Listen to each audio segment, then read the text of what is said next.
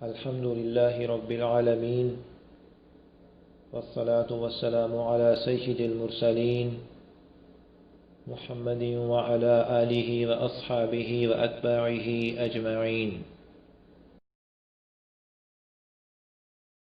اما بعد حضرات گرامی، یہ ضروریات دین کورس کا کلپ نمبر 6 ہے۔ اس کا موضوع ہے بدعت کیا ہے اور اس سے کیسے بچنا ہے۔ اس کلپ میں 5 باتوں کی وضاحت کی گئی ہے۔ نمبر 1، بدعت کسے کہتے ہیں۔ نمبر 2، نبی اکرم صلی اللہ علیہ وسلم کی زبان مبارک سے بدعت کی مذمت۔ نمبر 3، بدعت کے برا ہونے کی وجہ کیا ہے۔ نمبر 4، سنت اور بدعت کی پہچان کے کچھ اصول۔ نمبر 5، معاشرے میں پائی جانے والی کچھ بدعات کا ذکر۔ بدعت کے معنی ہے دین میں نئی بات نکالنا، یعنی جس کام کا دین ہونا دلیل شرعی سے ثابت نہ ہو اسے دین بنا لینا۔ چنانچہ اگر کوئی کام قرآن مجید سے ثابت نہ ہو، سنت سے بھی ثابت نہ ہو، اجماع سے بھی ثابت نہ ہو، قیاس سے بھی ثابت نہ ہو، اور اسے نیکی کا کام سمجھا جائے، اچھا کام سمجھا جائے، تو وہ بدعت بن جائے گا۔ مثال کے طور پر قبر پر عرس کرنا، یہ شریعت کی کسی دلیل سے ثابت نہیں، اور اسے نیکی کے کام کے طور پر کیا جاتا ہے، لہذا یہ بدعت ہے۔ یہ بدعت کی تعریف ہے۔ اب اس کی مذمت سنیے۔ حضرت عائشہ رضی اللہ عنہا سے روایت ہے کہ نبی اکرم صلی اللہ علیہ وسلم نے ارشاد فرمایا، من احدث فی امرنا هذا ما لیس فیہ فہو رد۔ مطلب یہ کہ جس نے ہمارے اس کام یعنی دین میں کوئی ایسی بات نکالی جو اس میں سے نہ ہو تو وہ مردود ہے۔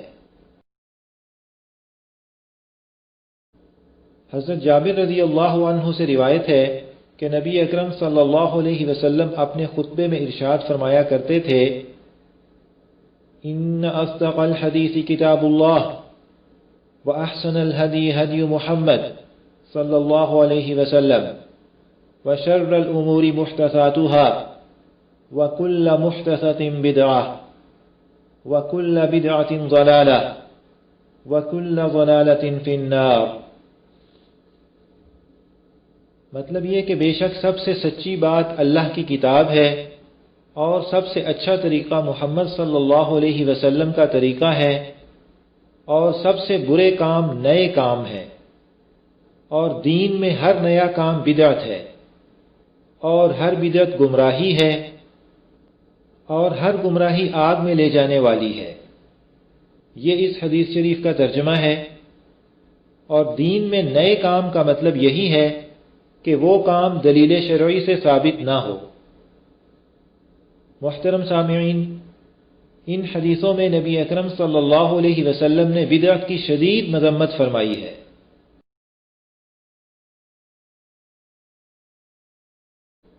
بدعت کے اتنا برا ہونے کی ایک وجہ یہ ہے کہ بدعت کرنے والا گویا یہ کہتا ہے کہ نبی اکرم صلی اللہ علیہ وسلم پر دین مکمل نہیں ہوا، اس میں کچھ کمی رہ گئی تھی جو اب میں پوری کر رہا ہوں۔ دوسری وجہ یہ ہے کہ بدعت کے علاوہ آدمی جو گناہ بھی کرتا ہے اسے کسی نہ کسی حد تک شرمندگی ہوتی ہے۔ وہ سمجھتا ہے کہ میں برا کام کر رہا ہوں، لیکن بدعت کرنے والے کو یہ احساس نہیں ہوتا۔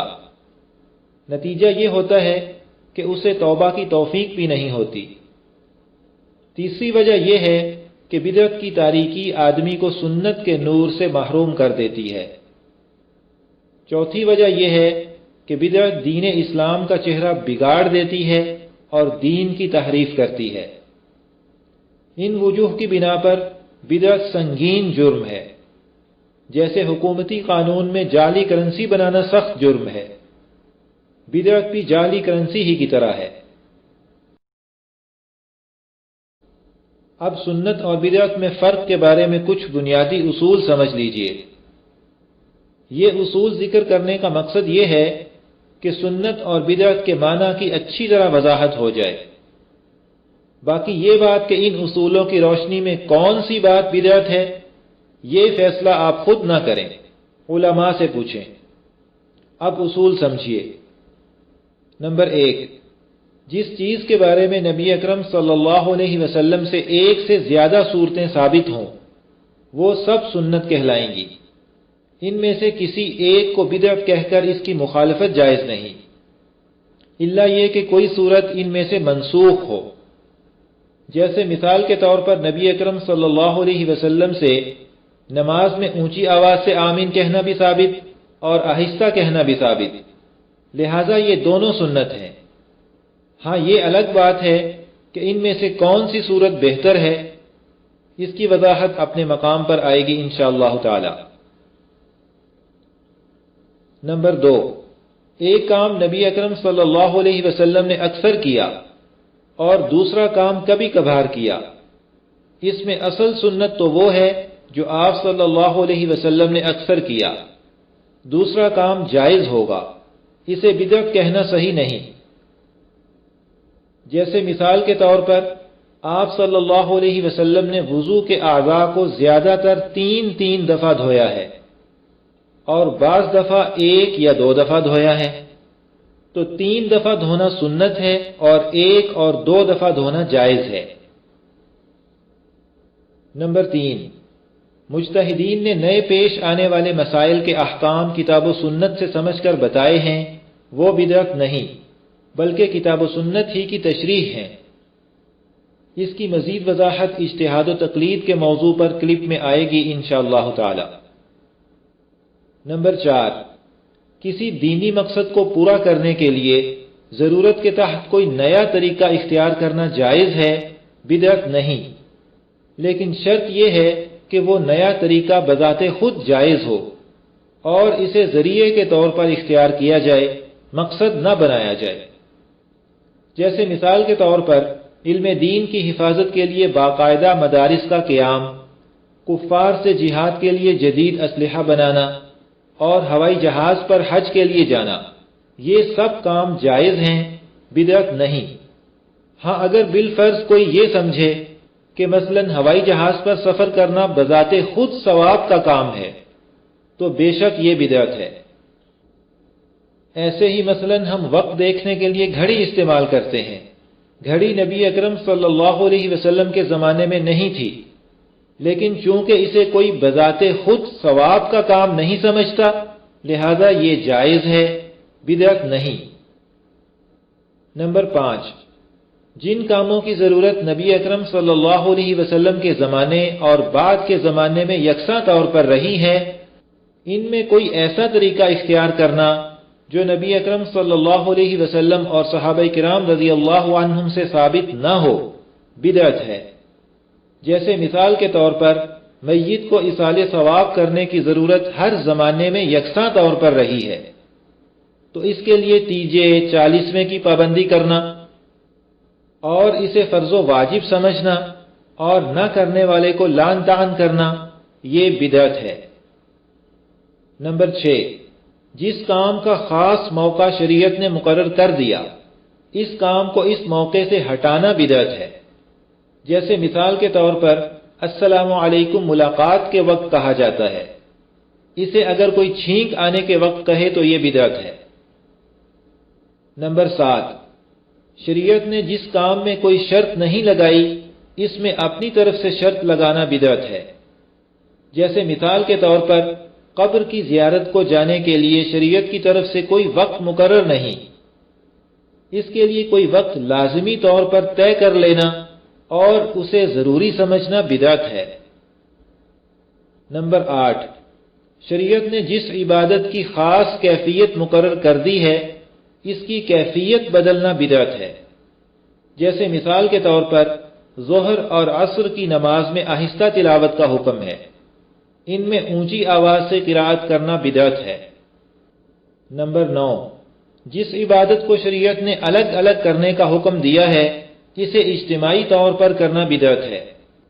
جیسے مثال کے طور پر شب قدر وغیرہ میں نماز اور عبادت اکیلے ادا کرنے کا حکم ہے، لہذا اسے جماعت کے ساتھ ادا کرنا بدعت ہے۔ نمبر 10، جو کام بذات خود جائز ہو لیکن اس میں کوئی بدعت مل جائے یا اس کو سنت سمجھا جانے لگے تو وہ کام بدعت بن جاتا ہے۔ جیسے مثال کے طور پر نمازوں کے بعد سجدہ شکر ادا کرنا۔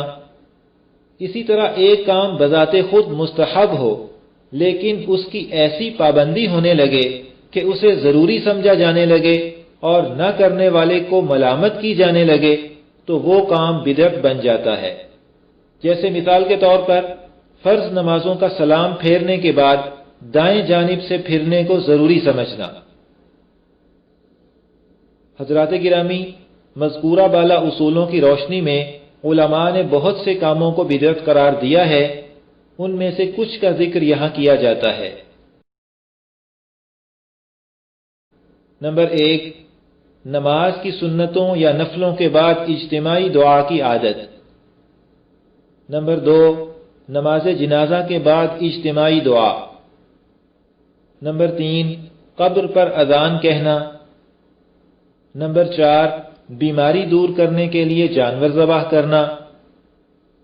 نمبر 5 تا 10، تیجا، 10واں، 20واں، 40واں، 6 ماہی، برسی کرنا۔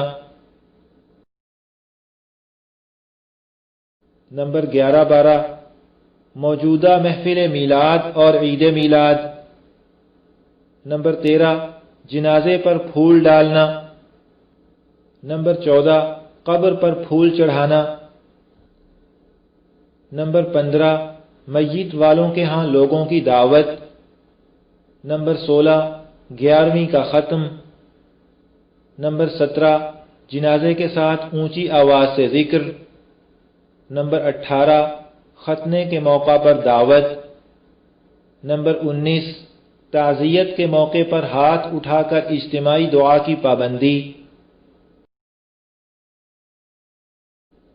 نمبر 20-21، عید کے دنوں میں مصافحے یا معانقے کا خاص اہتمام۔ تاہم عید مبارک یا اللہ تعالیٰ آپ کی عبادت قبول فرمائیں اس طرح کے الفاظ کہنا مستحب ہے۔ مصافحہ اور معانقہ ویسے ہی کرے جیسے عام دنوں میں کرتا ہے۔ نمبر 22، نمازوں کے بعد مصافحے کا اہتمام۔ نمبر 23 تا 25، شبرات وغیرہ خاص راتوں میں مساجد کو سجانا، عام ضرورت سے زیادہ روشنی کا انتظام کرنا، وہاں اجتماع کا اہتمام کرنا۔ نمبر 26، اقامت میں حی علی الفلاح سے پہلے نماز کے لیے کھڑا ہونے کو برا سمجھنا۔ نمبر 27، فرض نماز کے بعد بلند آواز سے کلمہ طیبہ پڑھنے کا اہتمام۔ نمبر 28، نماز کے بعد اجتماعی طور پر بلند آواز سے درود و سلام پڑھنے کی پابندی۔ نمبر 29، آپ صلی اللہ علیہ وسلم کا نام مبارک سن کر انگوٹھے چومنا۔ نمبر 30، اذان سے پہلے یا بعد صلاۃ و سلام اونچی آواز سے پڑھنے کو لازم سمجھنا۔ محترم سامعین، یہ نمونے کے طور پر کچھ بدعات کا ذکر کیا ہے، ان کے علاوہ اور بھی بہت سی بدعات ہیں، ان سب سے بچنے کا خوب اہتمام کریں۔ اگر کوئی ان میں مبتلا ہو اور اس کے بعد ماننے کی بھی امید ہو تو نرمی اور ہمدردی سے اسے بتا دیں، ورنہ اپنا عمل سنت کے مطابق رکھیں اور دوسروں کے لیے بھی دعا کریں، کسی سے الجھے مت۔ حضرات محترم، یہاں پر ضروریات دین کورس کا کلپ نمبر 6 مکمل ہوا۔ انشاءاللہ تعالی کلپ نمبر 7 کا موضوع ہوگا توبہ کرنے کا ثواب اور طریقہ۔ اللہ تعالی ہم سب کو سنت پر قائم رہنے کی توفیق عطا فرمائے، آمین۔